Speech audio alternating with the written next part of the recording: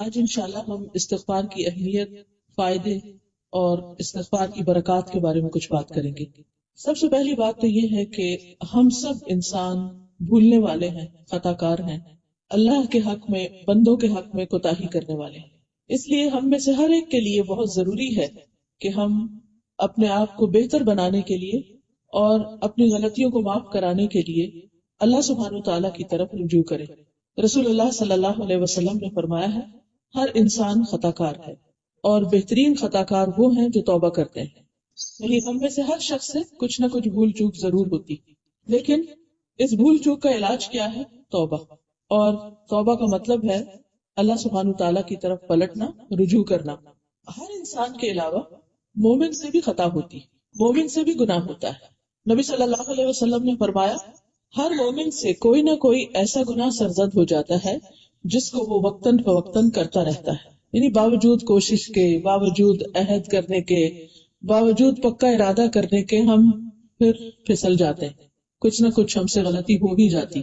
فرمایا کہ یا کوئی ایسا گناہ ہوتا ہے جس پر وہ قائم رہتا ہے، یعنی کچھ گناہ ایسے ہوتے ہیں کہ جو انسان تھوڑی دیر کے لیے کرتا ہے، اس کو فوراً خیال آتا ہے اور اس کو چھوڑ دیتا ہے، لیکن کچھ گناہ ایسے ہوتے ہیں کہ جن پر وہ جمع ہی رہتا ہے، وہ اس کو نہیں چھوڑتا حتیٰ کہ وہ دنیا چھوڑ جاتا ہے، یعنی موت تک وہ اپنی اس غلطی میں پڑا رہتا ہے۔ مومن کو اس حال میں پیدا کیا گیا ہے کہ وہ فتنوں میں گرنے والا، توبہ کرنے والا اور بھولنے والا ہوتا ہے، لیکن جب اسے نصیحت کی جاتی ہے تو وہ واعظ اور نصیحت قبول کر لیتا ہے۔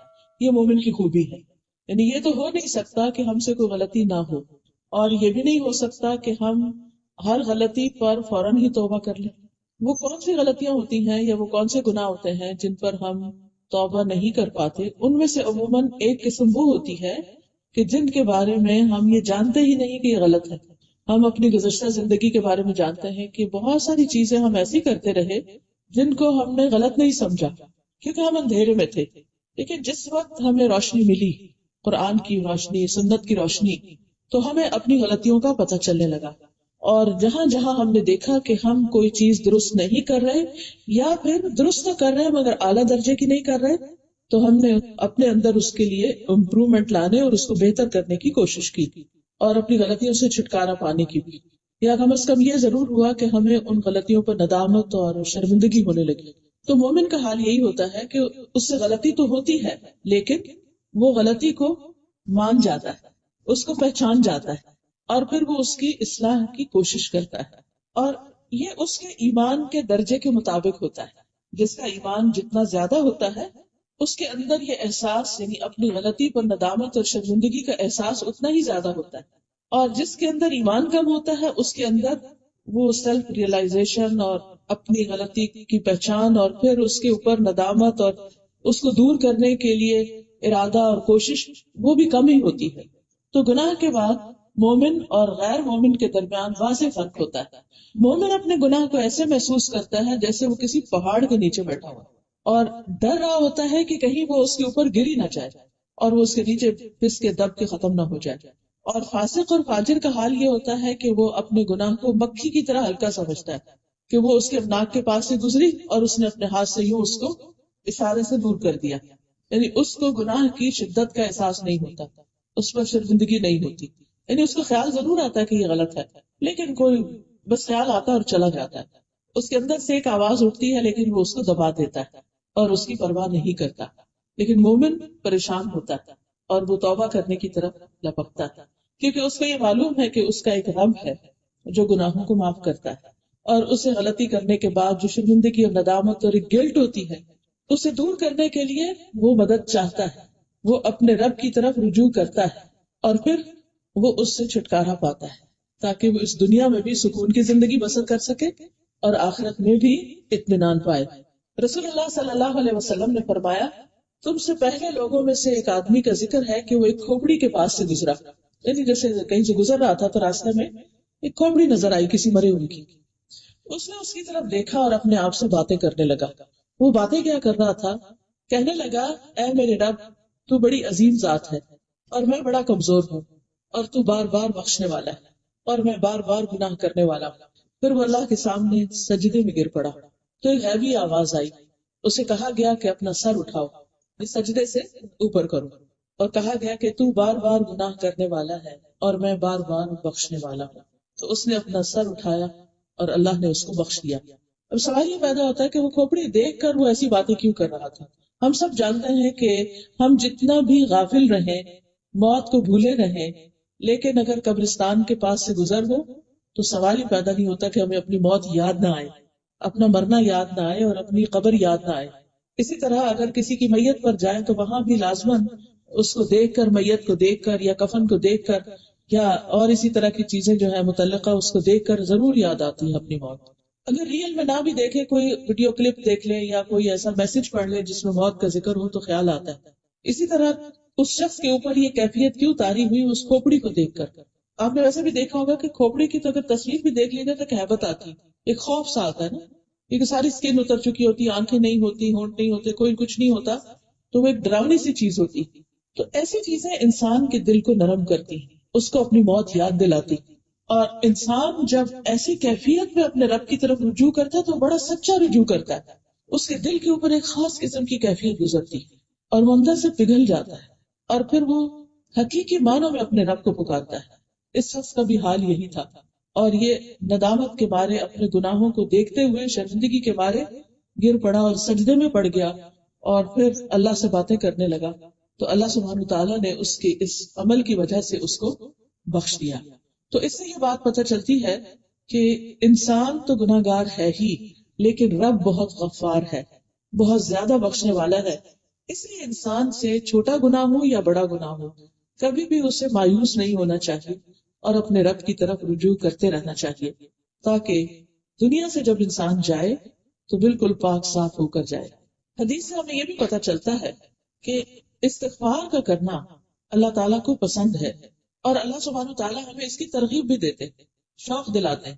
ابو ہریرہ رضی اللہ عنہ سے مروی ہے کہ رسول اللہ صلی اللہ علیہ وسلم نے فرمایا، اس ذات کی قسم جس کے قبضے میں میری جان ہے، اگر تم گناہ نہ کرتے تو اللہ تمہیں لے جاتا اور ایسی قوم لے آتا جو گناہ کرتے، پھر اللہ سے مغفرت طلب کرتے تو اللہ تعالیٰ انہیں معاف کر دیتا.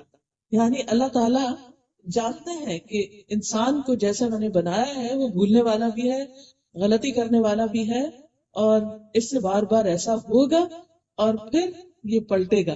تو غلطی تو ہوگی، انسان راستہ بھولے گا، لیکن کہتے نا صبح کا بھولا شام کو گھر آ جائے تو اس کو بھولا نہیں کہتے. تو تائب من الذنب کمن لا ذنب له. انسان جب راہ چھوڑنے کے بعد، بھولنے کے بعد واپس اللہ کی طرف آتا ہے، یہ جو واپسی ہے اللہ کی طرف، لوٹ آنا ہے اللہ کی طرف، یہ اللہ تعالیٰ کو بہت زیادہ محبوب ہے، بہت زیادہ پسند ہے. اس کا یہ مطلب نہیں کہ ہم گناہ کریں کیونکہ اللہ تعالیٰ چاہتے ہیں کہ ہم گناہ کریں اور پھر توبہ کریں، نہیں، ہم نہ بھی چاہیں تو بھی ہم سے گناہ ہوں گے. ایسا نہیں ہوتا کہ ہم گناہ کرنا چاہتے ہیں ضروری تو تبھی گناہ ہوتا ہے، ہم نہیں بھی کرنا چاہتے تو ہم سے بعض اوقات ایسی مجبوری آ جاتی ہے کہ انسان پھسل ہی جاتا ہے، کچھ نہ کچھ اس کے اوپر ایسی چیز آ ہی جاتی اور پھر وہ اپنے رب کی طرف رجوع کرتا ہے. بعض اوقات وہ کسی بھول میں ہوتا ہے، غفلت میں ہوتا ہے، بعض اوقات جہالت میں ہوتا ہے، بعض اوقات اس کا ماحول ایسا ہوتا ہے، بعض اوقات جاننے کے باوجود وہ چیزیں بھول جاتا ہے. تو یہ ساری چیزیں پھر انسان کو احساس ہونے پر اللہ سبحانہ تعالیٰ کی طرف مائل کرتی ہیں. اور کسی انسان کا یہ کہنا کہ I was wrong، میں غلط تھا، یہ میری غلطی ہے، یہ ایک بڑا مشکل کام ہوتا ہے. اور انسان جب اپنی اس مشکل پہ قابو پا لیتا ہے، اپنی غلطی کو مان لیتا ہے، تو یہ جو ماننا ہے اس کی وجہ سے پھر وہ اللہ تعالیٰ کے قریب ہو جاتا ہے.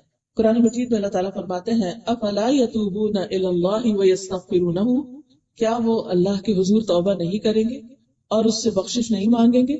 واللہ غفور رحیم، حالانکہ اللہ بخشنے والا اور رحم کرنے والا ہے.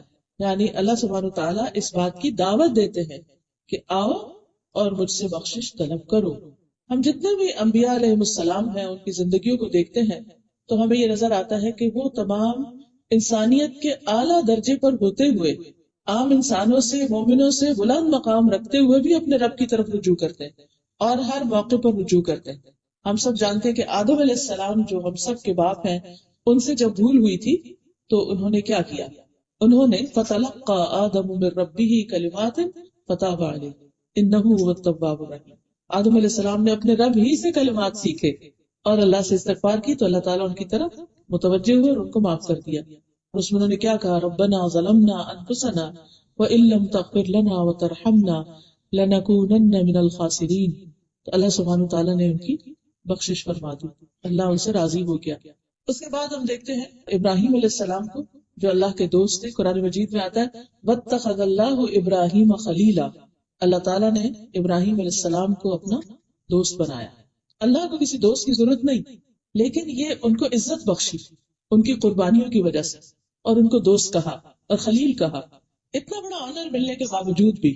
اور پھر ایک اور جگہ پر آتا ہے انی جاعلک للناس اماما، میں تجھے سب لوگوں کا امام بنانے والا. اسی طرح کچھ اور انعامات بھی ابراہیم علیہ السلام پر ہوئے، ان کی دعائیں قبول ہوئیں. لیکن ان کی عاجزی اور انکساری کا حال دیکھیے کہ کس طرح وہ اپنے رب سے استغفار کرتے ہیں، توبہ کرتے ہیں.